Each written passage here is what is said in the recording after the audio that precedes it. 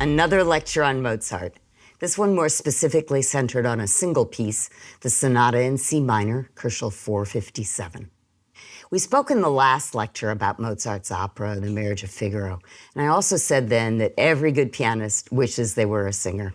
We're a discontented lot. I want to start this lecture by talking again about Mozart's symbiotic relationship with opera. Between 1781 and his death in 1791, we got Idomeneo, The Abduction from the Seraglio, The Marriage of Figaro, Don Giovanni, Così fan tutte, and The Magic Flute, plus a number of other operas a bit less well known. There must have been something about stories and relationships and the mingling of comedy and tragedy that made opera Mozart's natural habitat. And it so happens that the piece we're going to look at today, the Sonata in C minor, was written in 1784, smack in the middle of that incredible decade. It's Don Giovanni that perhaps has the most in common with this sonata. For, like Don Giovanni, the Sonata Kochel 457 is primarily in the minor mode, and its story is not a happy one. That said, also like Don Giovanni, it's replete with moments of good humor. Life for Mozart is never entirely grim. Elation is always around a corner, blessings waiting to be shared. When I started preparing this lecture, I thought I'd take a look at Mozart's letters from that year, and specifically from the time when he was writing Kochel 457, hoping I'd get insight into the music. Forget it.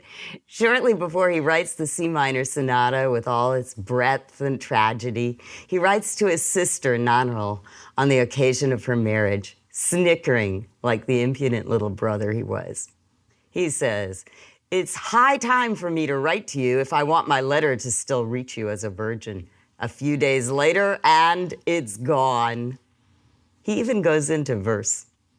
"Wedlock will teach you things galore that seemed a mystery before. Now you won't wonder anymore what knowledge Eve had to obtain before she could give birth to Cain." Inspired. So much for a one-to-one correspondence between Mozart's daily thoughts and his concurrent compositions. I have to assume and hope that you'll be hard-pressed to follow a new bride's adventures in bed as I present this sonata to you. So, if that's the wrong storyline, what's the right one? Obviously, there's no bona fide plot here, but there certainly are a lot of characters. So let's take a look. The sonata starts, predictably enough, with balanced phrases, what we call antecedents and consequence. First 2 measures plus 2 measures, then another 2 plus 2. So, on a larger scale, we're once again hearing 4 plus 4.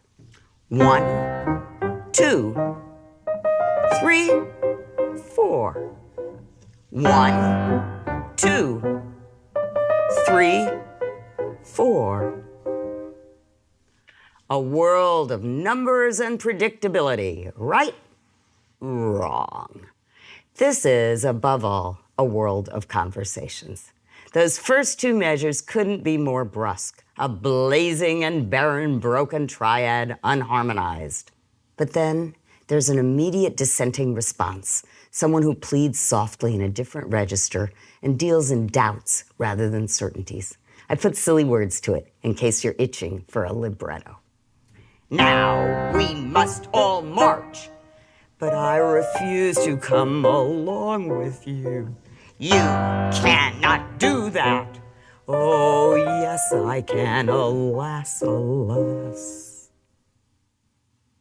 We're instantly confronted with the juxtaposition of opposites. And that, of course, is the crowning achievement of the classical style. We've seen that Bach laid out different affects or emotions in separate movements, but Mozart's language lets them engage directly, and thus we can have opera at the piano. That's true especially in the concertos. Small wonder that Mozart wrote some 27 piano concertos, and they're among the greatest ever written. What better opportunity for interaction, in that case between a group and an individual, with all the camaraderie and antagonism that can imply, and all the free-floating competition. But a single pianist can do it alone also. The piano is peculiarly suited to conversations for any number of reasons.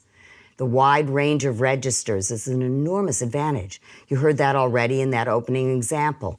Male voices and female voices are built into the instrument as they are in few others. And then, of course, there are the two hands, which can easily become two people. Sometimes they're on friendly terms, and sometimes they're not. Here's a nice example from our sonata, where the two hands cross and amicably exchange registers, like good allies willing to share their territories.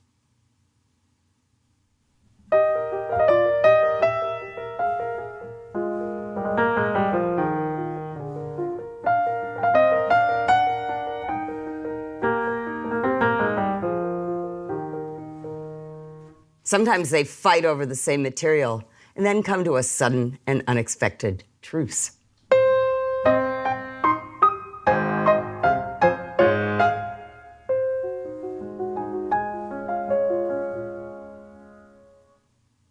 Sometimes the hands exchange only the briefest of commentaries.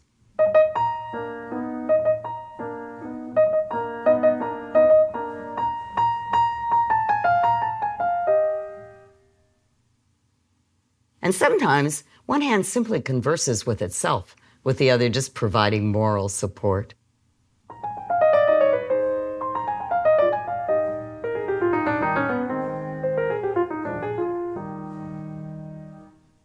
Those are conversations on the micro level. But conversations also take place on the macro level because sonata form itself is a kind of structured conversation between opposing ideas. Now, you might think you don't know anything about sonata form, but if you've ever listened to the first movement of a sonata, concerto, symphony, trio, quartet, or quintet written between 1750 and 1830, then you and sonata form are probably on familiar terms. And of course, if you've listened to the previous lectures in this course, you've already become an expert. Here's the gist. There's an exposition which starts the conversation by exposing two contrasting theme groups, one in the tonic or original key, and the other usually in either the dominant, if the piece is in a major key, that's the key built on the fifth note of the original scale, or in the relative major, if the piece is in a minor key, that's the key built on the third note of the scale, and it's the major key with the same key signature as the original minor. The exposition is followed by a development, which develops the original material, upping the ante via fragmentary phrases and restless modulations, and often exacerbating the conflict between the contrasting ideas. And finally, there's a recapitulation, restating both themes, now peaceably reconciled in the tonic key, their conflict a thing of the past. There's actually a noxious older tradition of identifying the first and second theme groups, respectively, as masculine and feminine, with, you guessed it, the masculine theme muscling its way to dominance. After all, its key, the tonic, completely subsumes the key of the second theme in the recapitulation. Bad enough already. But in addition, first themes, the openers, are often brighter and brisker, more forthright than second themes often more gentle and singing. The labels are just as insulting to men as to women. The males are deemed incapable of tenderness, while the women deemed incapable of decisive action. Bad news on every side. I think it's time for you to hear this movement. I'll play up until the recapitulation. Enjoy the astonishing abundance of melodies without assigning genders to them. You'll hear the contrast between first theme and second themes. You've heard the first already.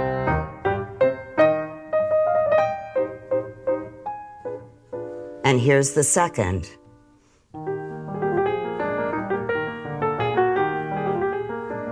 And here's another second theme.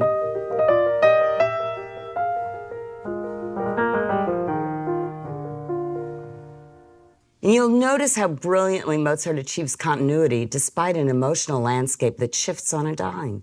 He can move from rage to pathos in an instant.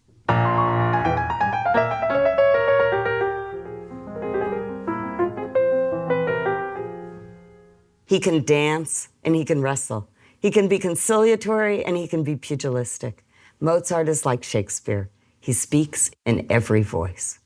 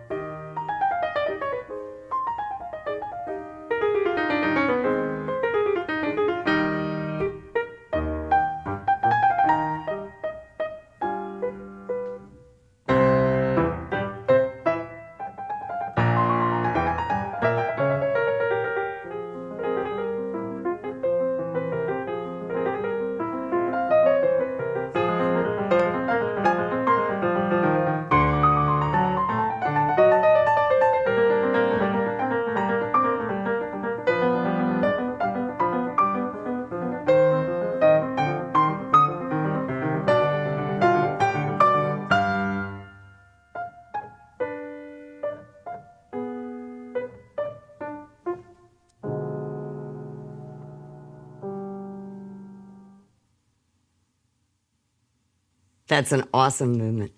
It's actually a good bit fiercer than most of Mozart's sonatas, and that's related to the key. Only 2 of Mozart's 18 numbered piano sonatas are in minor keys, and this is one of them. Mozart didn't use minor keys lightly. He chooses them when his message is especially intense. And even when pieces start in the minor, he's likely to end them in the major. He likes happy endings.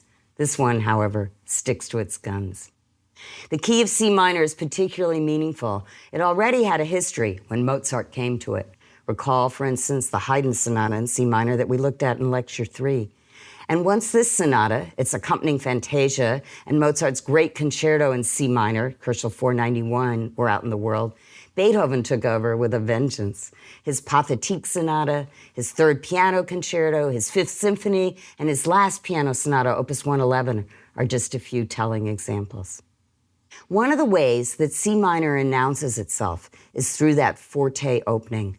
And of course, the conversation continues in adversarial manner, in large part due to a difference in dynamics. Forte and piano. Mozart's score is replete with instructions about when to play loudly or softly, with changes occurring between or even in the midst of themes, so that there's a constant undercurrent of surprise. Forte, piano. Forte, piano. Forte.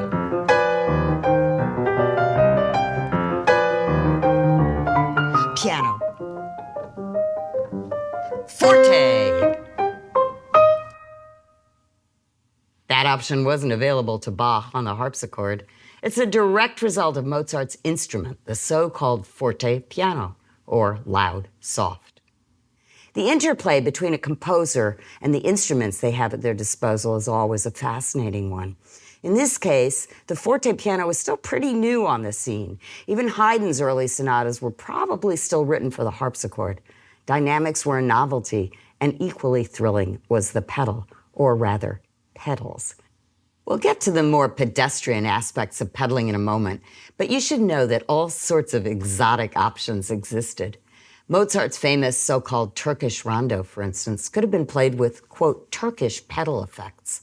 The closest I can come without the proper equipment is by placing a piece of paper over the strings to create a rattle, with bells ringing at other or possibly the same moment to create maximum clatter.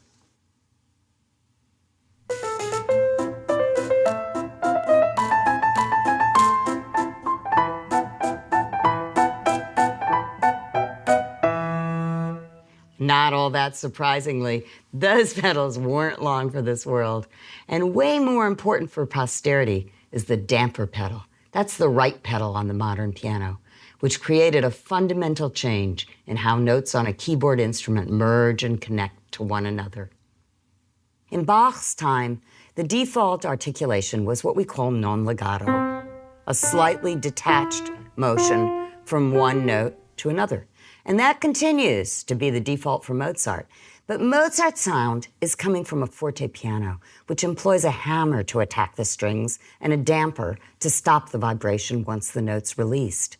The paddle, which at this point in time was operated by way of a knee lever, lifted not only the damper on the specific note being played, that possibility was left to the middle pedal, which hadn't yet been invented, but lifted all of the dampers, meaning you got the glow of overtones from the entire instrument whenever you depressed it.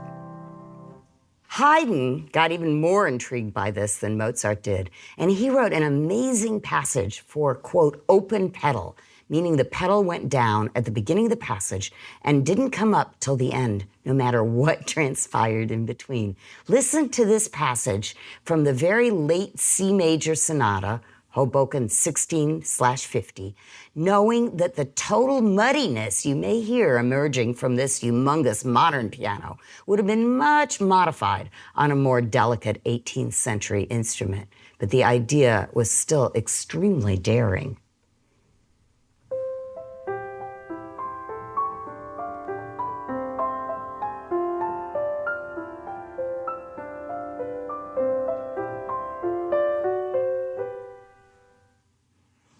Beethoven copied him in the Tempest Sonata, Opus 31, number 2, the first movement.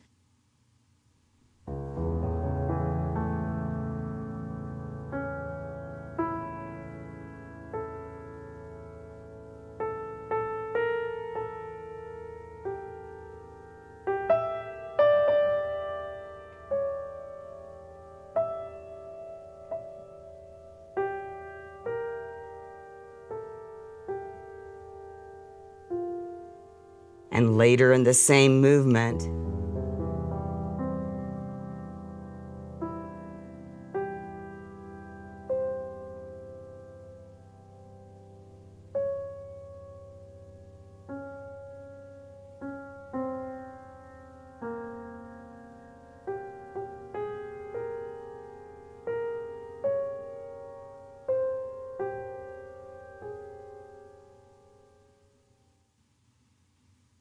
that's revolutionary stuff.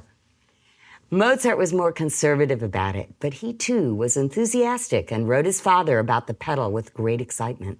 That letter alone clears up the frequent misunderstanding that one shouldn't use the pedal in Mozart. Indeed, one should, but with discretion. That means that you should never mess with the clarity that's so critical to Mozart's speech. But you might want to emphasize certain notes or make the harmonies more luminous with just a touch, a delicate touch of the right foot. Listen to that beautiful second theme of the C minor sonata, first without, then with the pedal. Here it is without. And here it is with.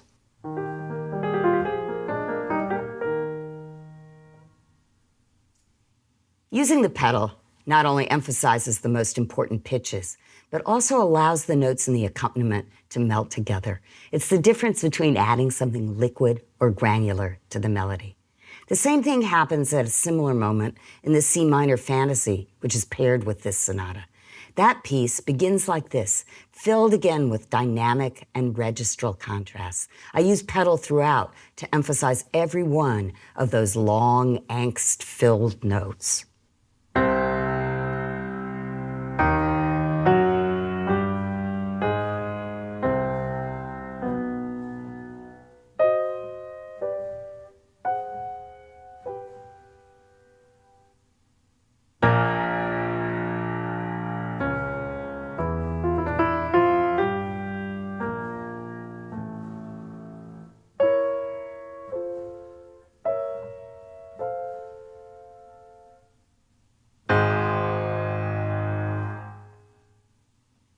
And then you'll hear how the accompaniment that joins those bare octaves needs the pedal in order to properly melt. It would sound so dry and academic without it, and the pedal serves to highlight the dynamic changes as well. We're coming from this. And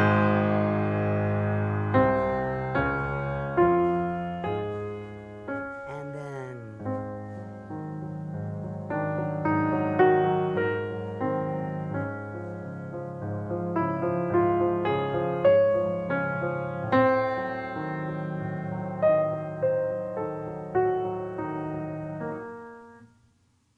that accompaniment is absolutely critical to the character of the melody it accompanies, with the pedaling a major determinant of that character. In fact, I think accompaniments in general are a little like those mythical old-fashioned wives who stayed behind the scene and made everything possible. I always wanted one of them. Listen to what happens if I keep that theme I just played, but steal another accompaniment.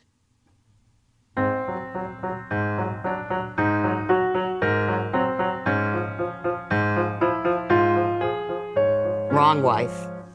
I could just as surely annihilate either wife entirely by using too much pedal and obliterating all the articulation indications that Mozart scrupulously notates in both melodies and accompaniments. That would sound like this.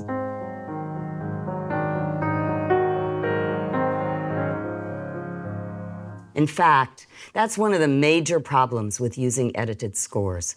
Editors in the 19th and early 20th centuries thought nothing of adding slurs, those big, long, swooping lines over the notes that tell you to connect them, willy-nilly, giving no indication which were the products of the 19th century's own love affair with legato and which came from the composer themselves. If you're looking for a score to Mozart sonatas, I'd entreat you to search for urtext on the cover. That means unedited, and it leaves you with clear instructions from, and only from, the ultimate source. Let's go back to the C minor sonata now. Just look at the plethora of markings in even a few measures. Here's the second theme again, with that comforting accompaniment. Slurs over entire measures, sharp staccatos,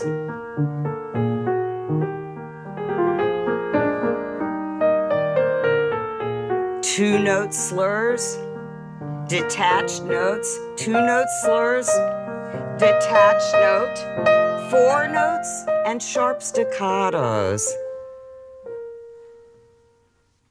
Those distinctions get blurred in much 19th century music with more sweeping use of the pedal, but for Mozart, they're absolutely critical. And how I articulate corresponds also with how I breathe. That's particularly crucial in this music, where the clarity of the breathing points is the very crux of the language. They're marked by rests, slurs, or cadences, and they allow for a flow that feels as natural as our own respiration. The gasps, the sighs, and the deeper breaths all correspond to our own emotional life. Let me demonstrate as asthmatically as possible through the beautiful opening of the second movement. And you'll again hear a peaceful accompaniment that comes to life thanks to the pedal.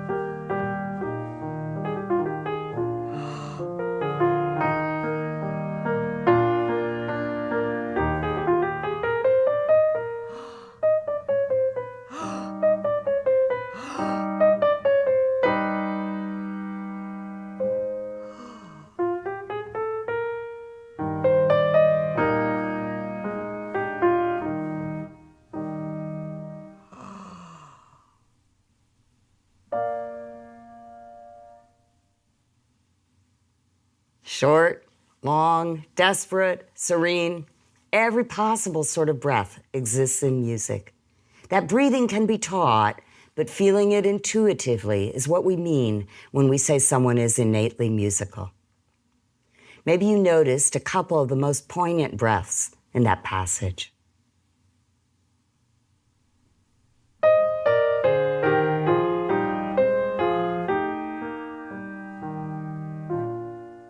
That one and this one.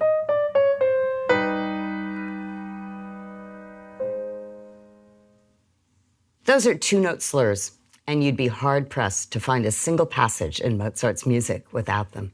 That move from dissonance to consonance. Dissonance, consonance. From tension to resolution forms the bedrock of his language. Here are just a few from the first movement as well. They'll sound familiar. Notice how dependent the effect is on my articulation. If I don't connect the two notes and then release the second one, you lose the sighing quality. Listen to the passage. Sighing, weeping, wailing, crying. No matter how fierce or joyous or anguish the intent, those breaths afford the music much of its everlasting benevolence. They can take you from a state of anxiety to one of equilibrium in a split second. And I'll give you a tip. If you're aching to play Mozart beautifully yourself on any instrument whatsoever, play those slurs well, softer and shorter on the second note.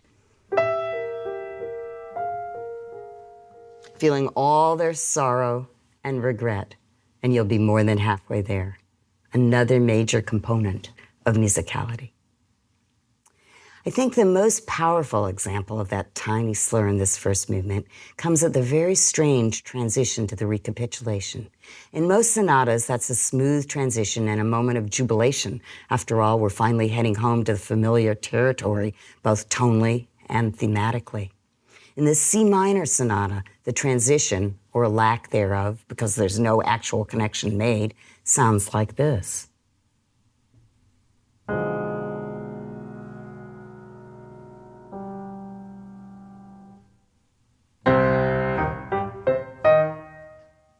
It's the quietest, lowest, slowest moment of the movement. This is one of the longest drawn-out two-note slurs I've ever encountered. Mozart wants us to be fully immersed in the obscurity of that dissonant chord, and the painfulness of that sigh is followed only by a protracted silence. It sets the forte return, marking the recapitulation with relief. And while the ambiguity of that hovering chord may be temporarily obliterated by the return of the opening forte, the sound of the chord stays with us, soon to recur. Diminished seventh chords, so named for the interval outlined, that's a diminished seventh, are dissonant, troubled creatures.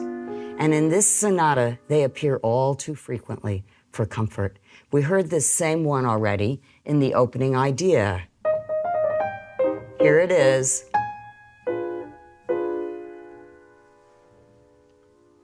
And again very soon after that.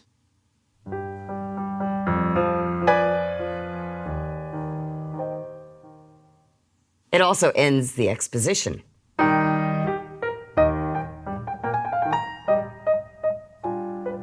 That was it.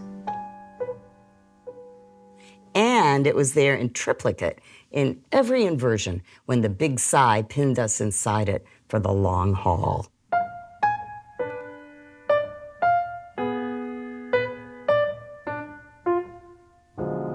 So you heard this, this, this, and this. One could well claim that it's that chord and its upper pitch, A flat, resolving down to G, that allows Mozart to tie together so many of the ideas in this sonata. We're going to encounter that same chord in the principal tune of the third movement, where its inherent harmonic tension is exacerbated by Mozart's insistence that every important melody note in this theme occur off rather than on the beat. Here it is. A flat to G. In a way, I've saved the best for last. That melodic motion to and from A flat, which you hear in the opening theme of the first movement, G, A flat, in the big sigh, A flat, G, and in the tune of the last movement, G, A flat, G, gets played out on an even larger scale in the second movement through two magical modulations. The first modulation is to A flat itself, boosting that note to center stage as a full-fledged key rather than just a neighbor note to G. You'll hear a cadence, which is on E flat major, the key of the second movement, and then a new section entirely in A flat major.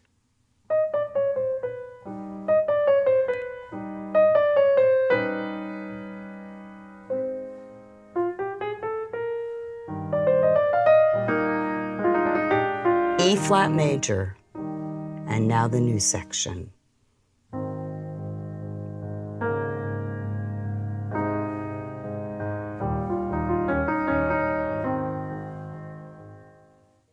Beethoven was as impressed by this modulation as we are, and he modeled portions of his own C minor sonata, the Pathetique, on precisely this modulation, lifting the tune as well for his second movement. You'll recognize it.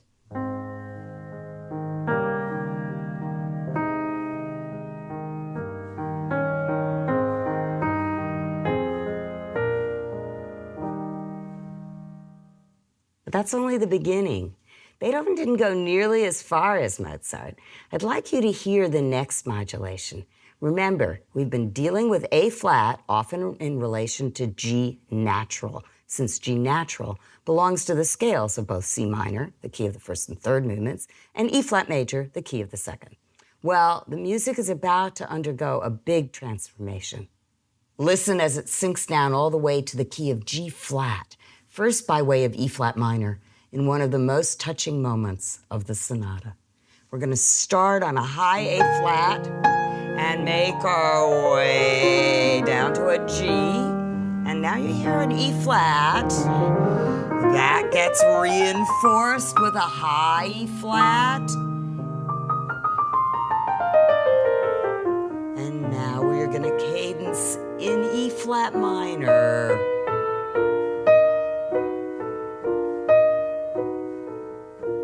And make our way then to G flat.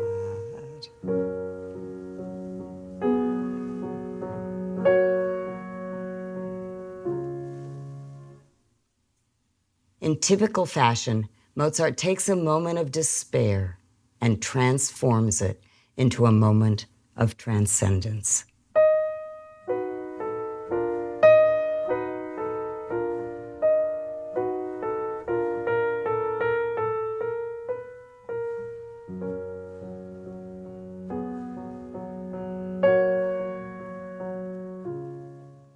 That's where I have to leave you, but it's a pretty exalted place to be, and it's a good introduction to what's coming next. This sonata we've looked at is filled with what we call chromaticism. That's the use of half-step instead of whole-step motion. You hear it right from the beginning in the first movement.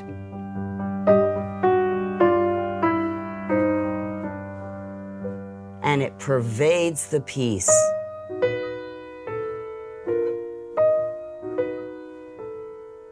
Chromatic motion is by its very nature more disquieting than diatonic. It will always tend to introduce more notes that aren't part of the original scale, since major and minor scales are made up mostly of whole steps. And indeed, in the first movement and again in the third movement, that motion was deeply unsettling. But sometimes chromaticism is heavenly, precisely because it takes you so far from everything that previously seemed real.